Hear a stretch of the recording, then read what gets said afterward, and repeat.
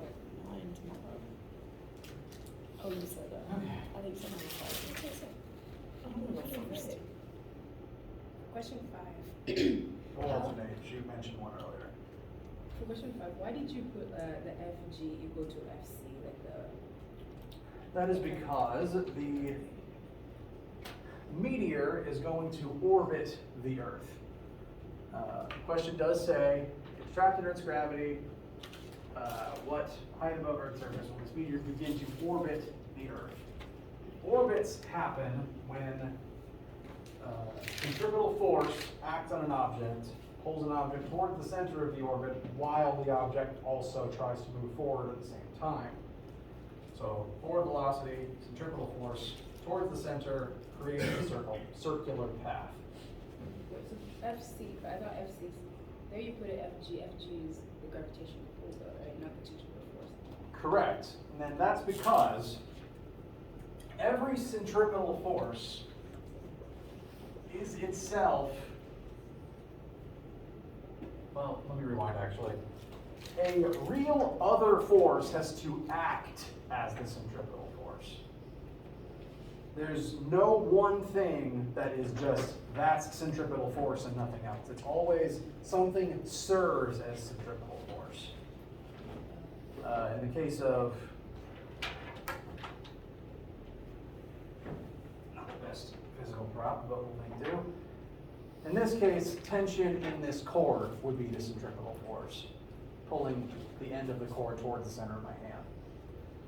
In the case of objects orbiting in space, it's always gravity that acts as the centripetal force. So the meteor is stuck in Earth's gravity well.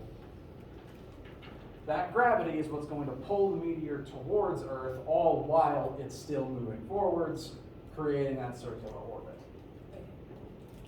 So since gravity is what's acting as the centripetal force, we can set gravity equal to centripetal force.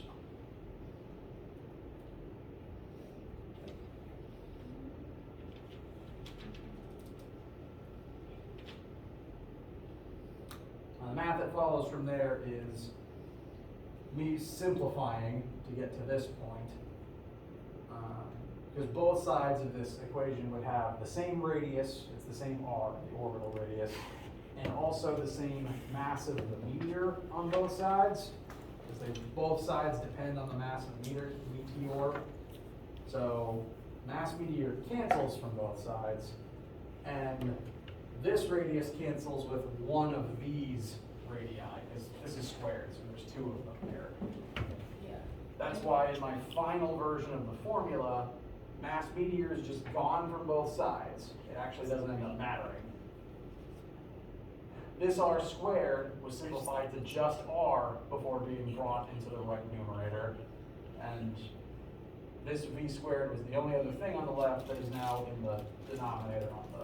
So if this was not happening in space, then we would just use the FG formula to find like what we're being asked for. Or we Well, just if use this it- wasn't happening in space, it would be a different question. Because in space is really the only place where gravity acts as a centripetal force. If this was a question taking place on Earth's surface, it wouldn't be a meteor, and odds are it would be some other thing causing centripetal force for some object. Or alternatively, if it was a gravity question that took place on Earth's surface, you could find the force between an object and Earth, but on Earth's surface it wouldn't be acting as a centripetal force. It would just be force of gravity. Right. So this is kind of an this is the intersection of two concepts. Okay. Can you do the elastic part of part 2? Yes, I can. Of course you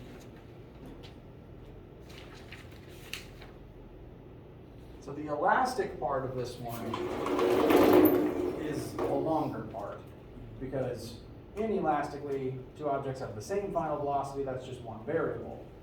Here, if you analyze the momentum of the system, you'll find that if the two final velocities are different, they're two separate variables, and this one equation won't let you solve for them.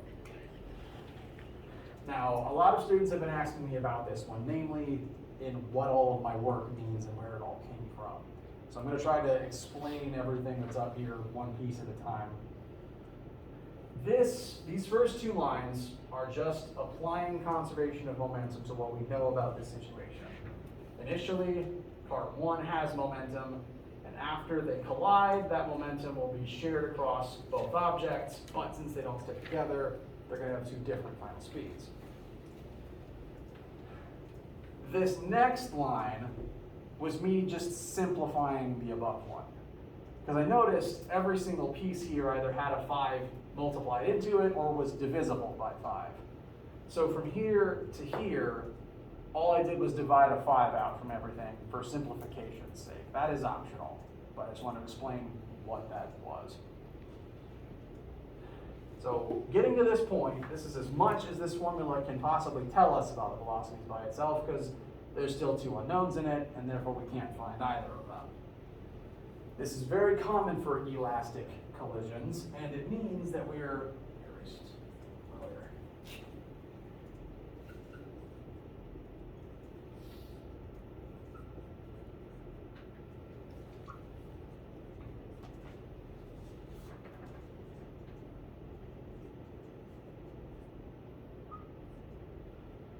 since we have one equation with 2 unknowns in it, this means we're going to have to find a second equation with the same 2 unknowns in it in order to perform 2 equations, 2 unknowns, and find both of them. For an elastic collision, there's 3 different perspectives you can use to analyze the motion there's 3 different perspectives you can use to compare the initial motion to the final motion, before and after the crash. First thing I did was already show the momentum comparison. So all the work up till here was just comparing momenta. And now we need to use one of these other additional starting points to help us create a second equation with the same 2 unknowns in it. Since it's an elastic collision, by virtue of being elastic, kinetic energy is conserved in the same way momentum is, so this is one valid starting point. We could analyze the kinetic energy in the system like we analyze the momentum in the system.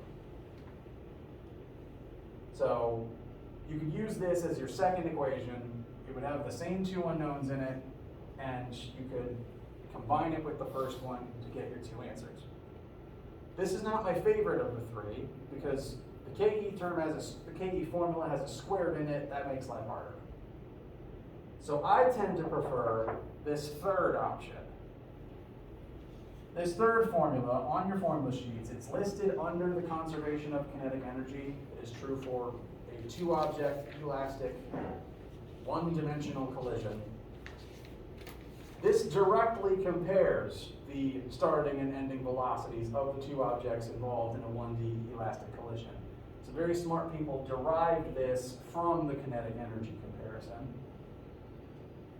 And so it kind of serves as a third starting point, as a third option as one of the equations we can pick.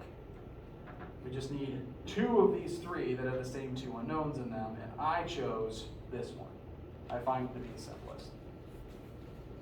But all of those mean the same thing, right? They all contain the same variables. They're all comparing the motion before the crash to after the crash, just through different lenses: momentum, kinetic energy, and direct velocity comparison. So they all mean similar things, and they all involve the same variables. Did that answer the question? Yeah, kind of. I'm just still confused, like, after how, like, I understand how you took out the 5 and got to the 1.2 equals, This part? yeah. How did you, like, after that, like the 1.2 plus 1.2, how did you get that? So this part stops for a moment, because this does not go any further by itself. So at this point, I then paused this, came over here, picked one of these 2 other starting points to use as my second equation. I picked the third one. And I started analyzing that to be my second equation with the same 2 unknowns in it. So I jumped from from here to here. V1 initial minus V2 initial equals V2 final minus V1 final. This equation is very specific. You have to order them that way with those negatives intact. It's picky, but it's a very useful formula. It's the one with the fewest terms and the least amount of work out of this trio right here. Of this formula, it has the same two unknowns in it that we're after, V2F and V1F. The only two things that we know in this one are V1 initial and V2 initial, those being 1.2 and 0 respectively. So the entire initial side simplifies to just 1.2. And this then, 1.2 equals V2F minus V1F, is our second equation with the same two unknowns. It's got the same V2F and V1F as this one does.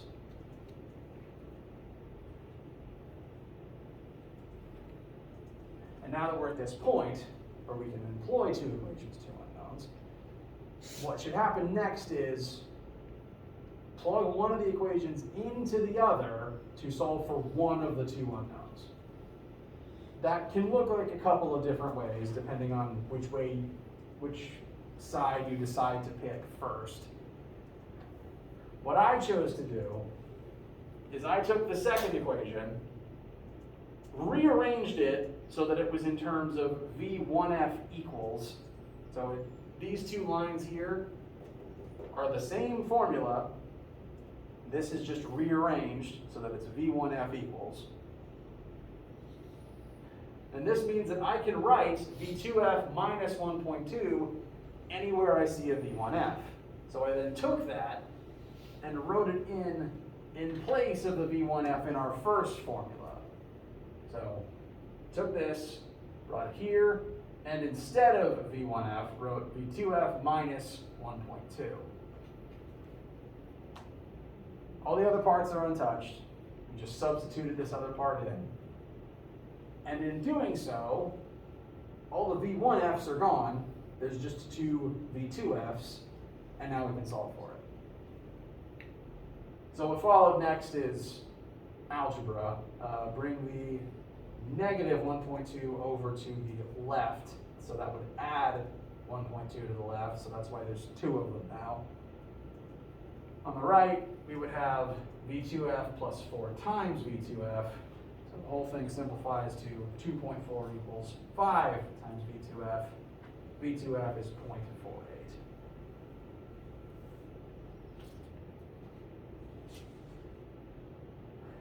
Once you get this number, you can then likewise take it and plug it into the other equation to find the remaining unknown.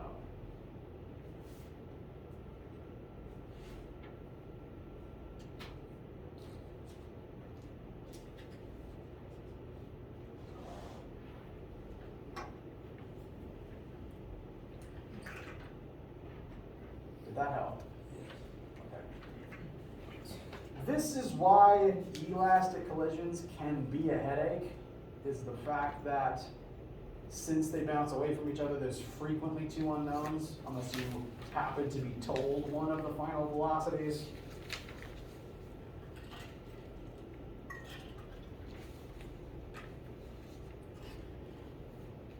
And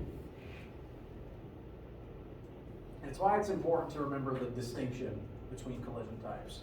Because if you're told inelastic, in that the objects stick together, then most of this isn't an issue because they have the same final velocity if they stick together instead.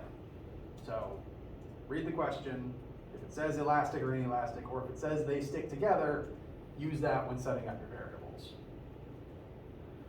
I wrote this question to specifically ask for both to directly compare and contrast the two.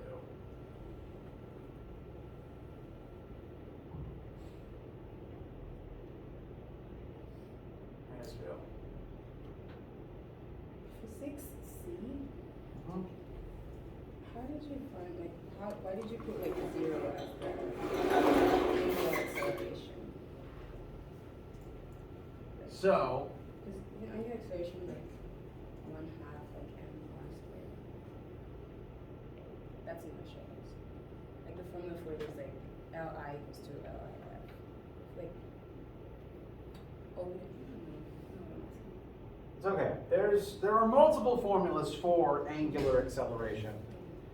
And the trick here is the merry-go-round is spinning at a constant 15 rotations per minute. And I admit, when I wrote this, I accidentally left out the word constant. So that one's on me. And I've checked the test to make sure there's no other issues like that. so if it wasn't constant, like how would we go about finding out the acceleration? Well, if there only is angular acceleration if the velocity is changing. The definition of any acceleration is a change in velocity. So if the wheel is spinning constantly, as is my intent here, automatically there is no change in the velocity, therefore there is no acceleration. And I can demonstrate that with a formula. You don't just have to take my word for it. Alpha equals change in omega over change in time. Change in omega can be rewritten as omega final minus omega initial. If the final speed and the initial speed are the same, this becomes 0, and there's no angular acceleration. And any formula with alpha in it would tell you something similar.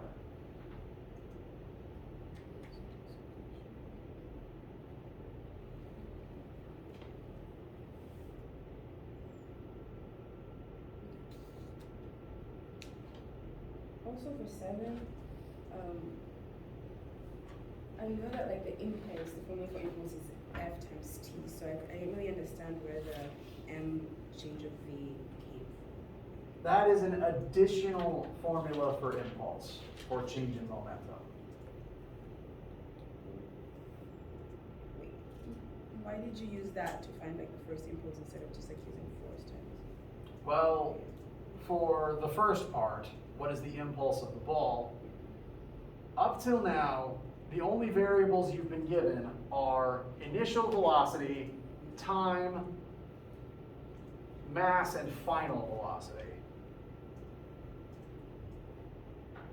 No, I suppose you could actually use the other way first. I felt that the method that required the least steps and the least pen strokes was to use mass times change in velocity, because the question tells you how much the velocity changes. It was going 30 in one direction, and now it's going 45 in the other direction. And it tells you the mass.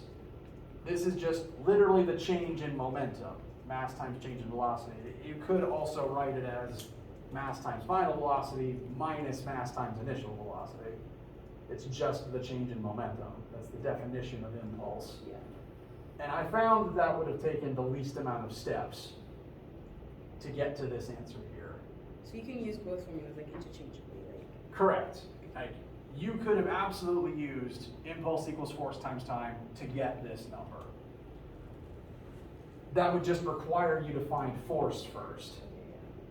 And you do eventually need to find it. I chose this way, this order, because I felt like it took the least steps. But if you wanted to switch that, to find force first, I haven't been erasing anything today, so I'm laying on board.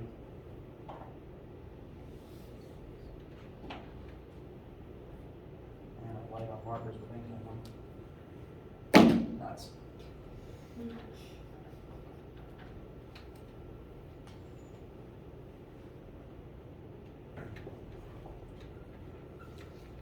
Newton's second law, force equals mass times acceleration.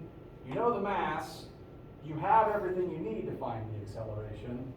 So one could find force this way first and then use it to find impulse. Just to prove that this works.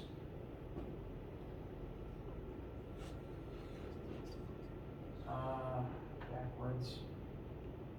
So negative 45 minus 30 divided by a time of 0.02 seconds. And You put negative 45 because it's going back to the picture, right? Like that's why it's. Correct, the ball changes direction. So it begins by moving 30 one way, and then at the end, it's moving 45 the other way. So that's a change of 75. And I suppose you could, like 45 doesn't need to be the negative one. If you chose to make 45 the positive direction, then it'd be 45 minus negative 30, because if the 45 is positive, the 30 has to be negative. So one way or the other, 75 ends up here instead of 15. Be it this way or this way. And this method would give you force first, which you could then use to find impulse. I chose a different way to find impulse and then use that to find force.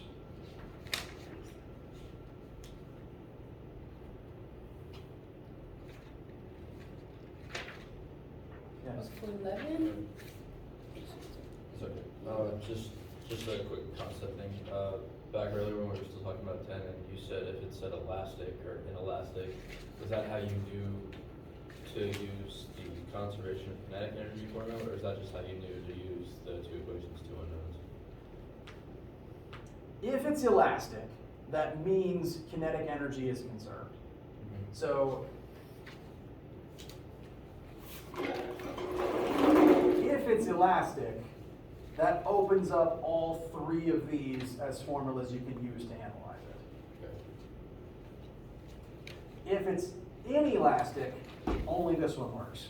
Okay, gotcha. So whether it's elastic or inelastic tells you which of these you have access to. The details of the question itself will necessitate if you need to equate it to two unknowns from there, depending on if you need to find two different final velocities and if one of them is told to you. And just make sure you said that in elastic, that's when kinetic energy is conserved. Or Mechanical energy is conserved in elastic collisions.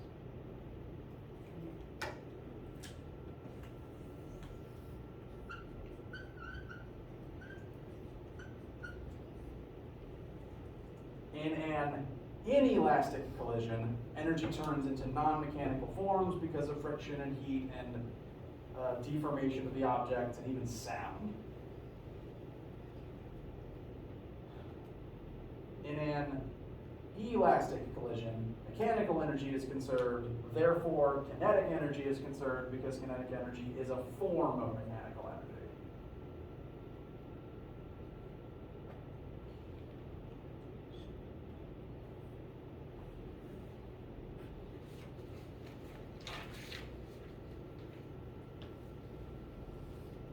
And I was wondering for number 11, we know the formula for like the kinetic energy is like KE initial plus JPE initial equals to KE final plus JPE final. But you only use like half of that in like your calculations. Like let's say it would be like. Correct. Why didn't we use that? So for B and C, and I didn't show this, I apparently was rushing myself and I apologize. I tend to skip steps when I feel like I'm in a hurry. For B and C of number 11, in B, I left off KE final because there was no KE final. Oh, I erased it. Oop.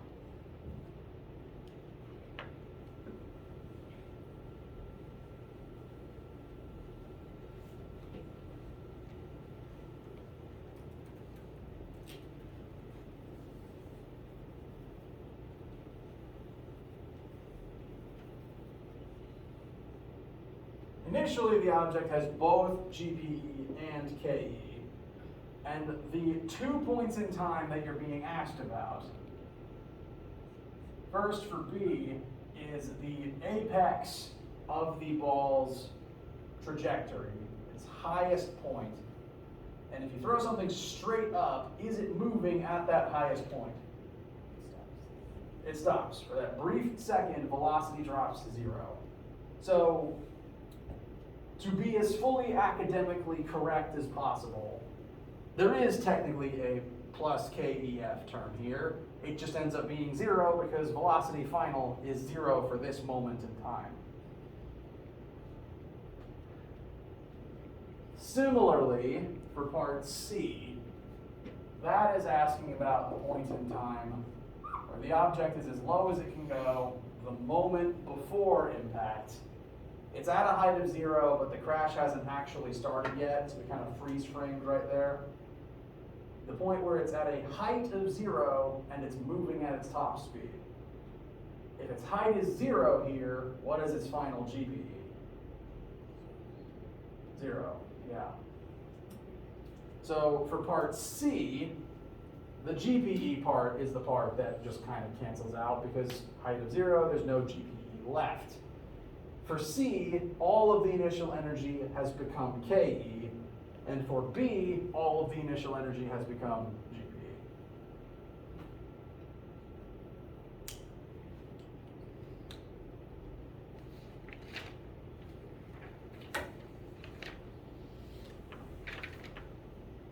Also, could you like do a problem like number 9, but where the angle is not 45? Like, because you said that 45 angle, like it's gonna be like 45 either way. But like if we had like, if it says you're connected from the wall at an angle 50 degrees. So again, it just comes back to the point where like, would you put the 50 degrees inside like the tension or like on the other side? Okay. It says rope that is suspended by a rope attached at 25 centimeters from the connecting wall at 45 degrees. Okay, so yeah, let me show a few different perspectives.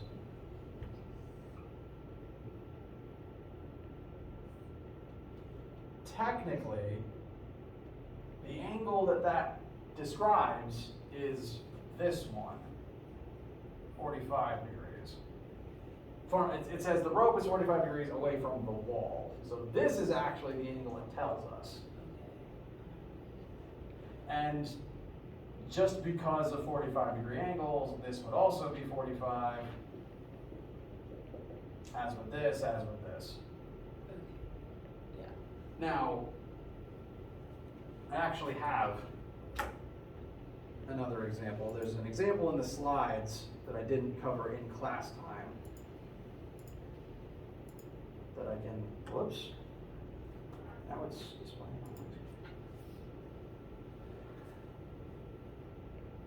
This is a very rough approximation of what goes on inside of your arm. And here, it says that your bicep muscle connects to the vertical humerus at 8 degrees.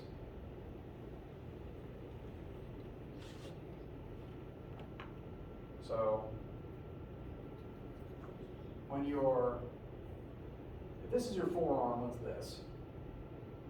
I honestly don't know.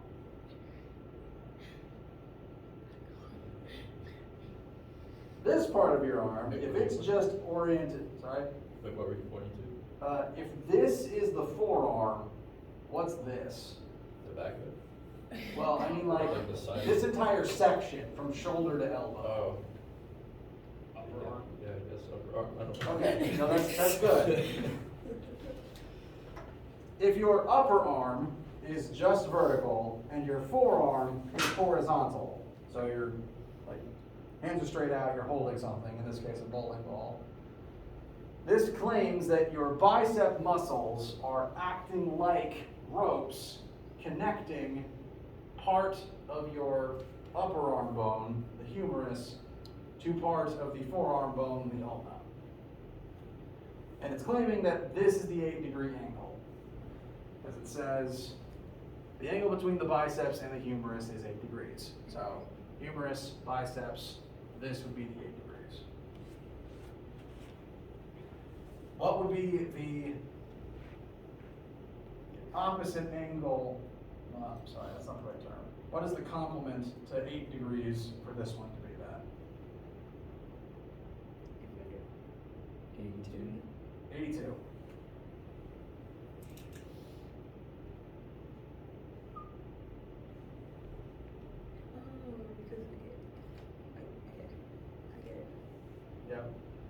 all triangles add up to 180 degrees, and since we only really work with right triangles in here, this one's already set up as 90, which only leaves 90 other degrees for these two to share. And I'll redraw this another way, just to show a different perspective, the one that I use in my drawings. If I draw it like this, the 8 ends up here, and the 80, why did I write 88? It's 82. The 82 ends up there.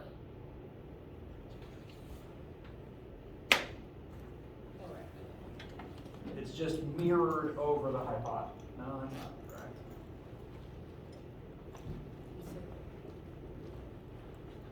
That's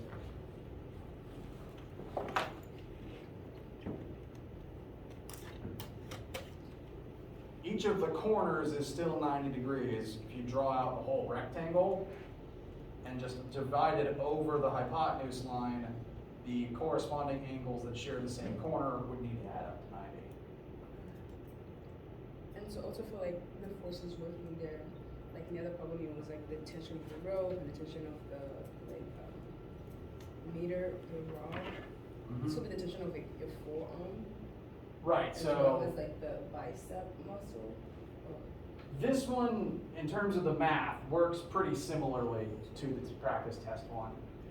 The rope is replaced with the biceps, and the vertical component of the tension in the biceps creates counterclockwise torque. The sign is replaced with the bowling ball, which creates torque based on its weight some radius away from the pivot, which is now an elbow. This one actually elects to ignore the weight of the pole, or in this case, the weight of your ulna bones. I assume because doing this with nothing in your hand, you don't tend to think about how much force this is. You only think about how much extra force is needed when something's put in your hands. So that problem eliminates this part by assuming it's too small to notice. But otherwise, it's very similar. Only the vertical component of the angled tension can create torque.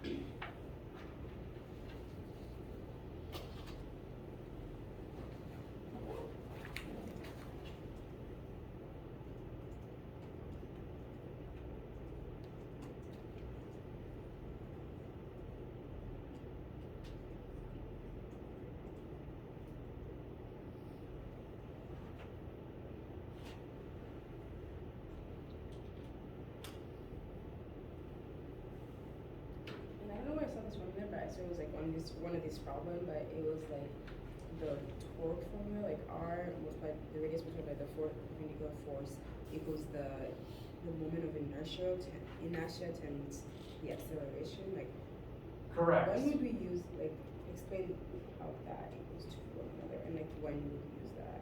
So these are two separate formulas for torque. They both happen to equal torque. And the way that I think of them, this is the formula that creates torque. In order to generate torque in an object, you have to exert a force at a radius from a fulcrum. So this is the formula that creates the torque. This then is the formula of what that torque does next to the object if it's not being balanced. So this makes torque. Torque then goes on to cause angular acceleration based on the object's moment of inertia.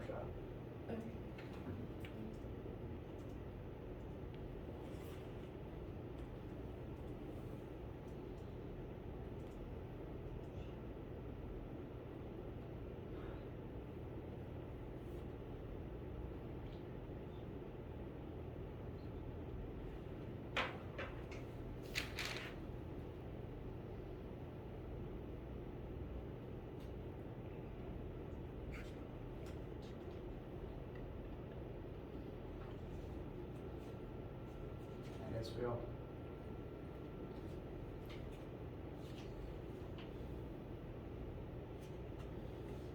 And to be honest, I was in Springs for 4 hours yesterday working on the test review.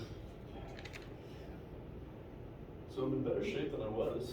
Okay. Put the work in. I promise that the way that I wrote this test is nothing that I don't think you guys are ready for. I would not give you a test that I didn't think you were ready for. I have written it and selected how many points something's worth or how many times something comes up based on what I think your familiarity with it should be, given how much time you spent on each concept. That's the reason why the stuff from last week, namely torque, angular momentum, and angular kinetic energy, are very, very small portions of the overall whole. Not to say don't know them, but it's a very small portion of what we've covered in the last 4 chapters. So it's the smallest represented portion.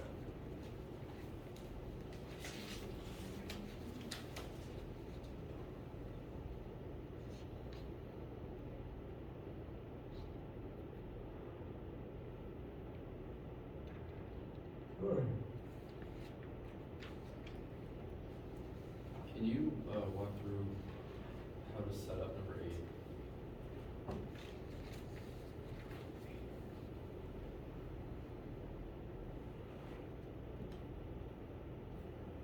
Find my mouse cursor, yes. Like, does it involve a cylinder? It does, yes. So here we have one gear that's it's rotating on its own and it's going to slide into another gear and then they're both going to co-rotate. We're told the mass and radius of each gear and that both gears can be considered a solid disk. And the moment of inertia of a solid disk is the same formula as a cylinder because a disk is just a thin cylinder. So solid cylinder or disk, I equals 1/2 mr squared.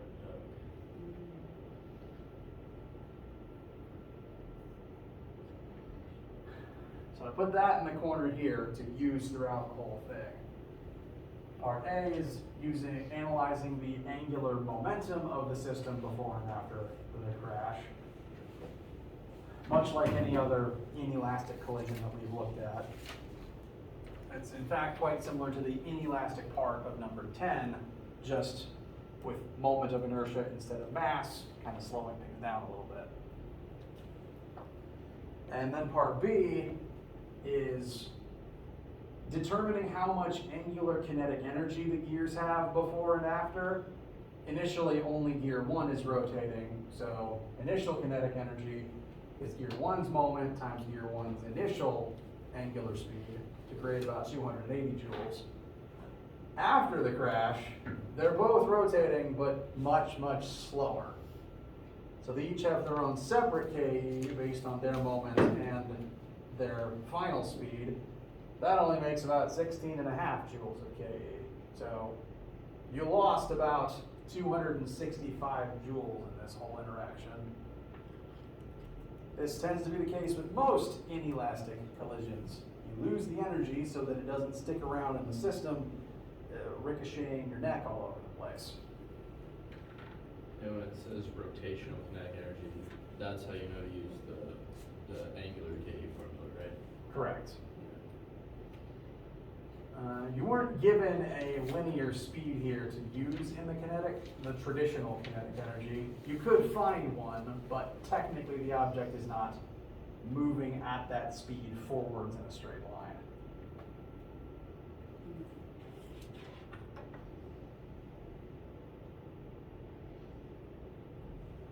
But yes, it's rotating. That is your invitation to use angular kinetic energy formula.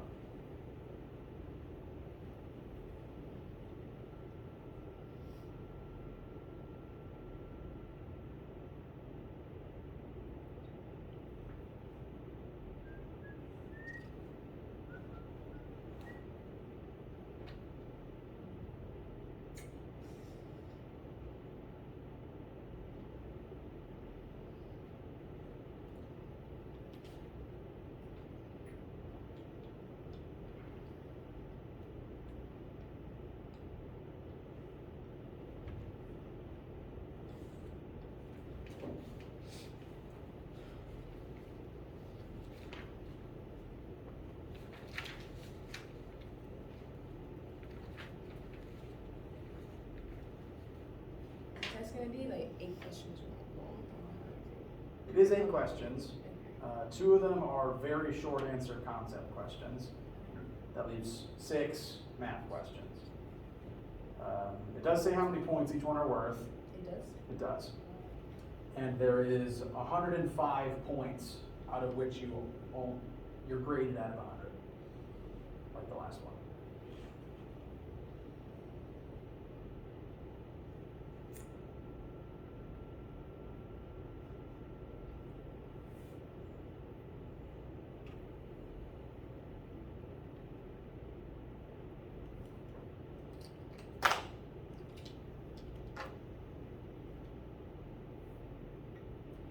There is no like formula for centrifugal force. Like that's just like an imaginary thing. Correct. There's no formula for centrifugal force because it's not a force that actually exists. So why do we that? Well, we talked about it because when people think of the forces involved in turning, a lot of people think of the word centrifugal force, maybe because the machine called the centrifuge is commonly enough known and people tend to think of that term and that machine for spinning things. Centrifuge machine. The machines that they test pilots G-forces in, that sort of thing, people tend to think centrifugal. I find the word that is more commonly used. And I wanted to make sure that that was distinct in your minds from the actual centripetal force that is real. A mistake of mine that I want to make sure to point out, I made a typo in this answer key. This second blurb describes centrifugal force. I just wrote centripetal by mistake. So this first part is centrifugal. The second part, and then I just said it wrong just now. This first part is centripetal force. The second part is centrifugal force.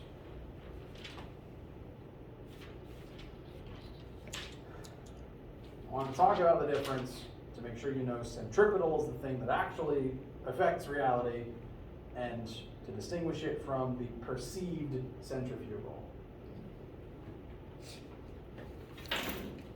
Because I do get questions if I don't try to explain.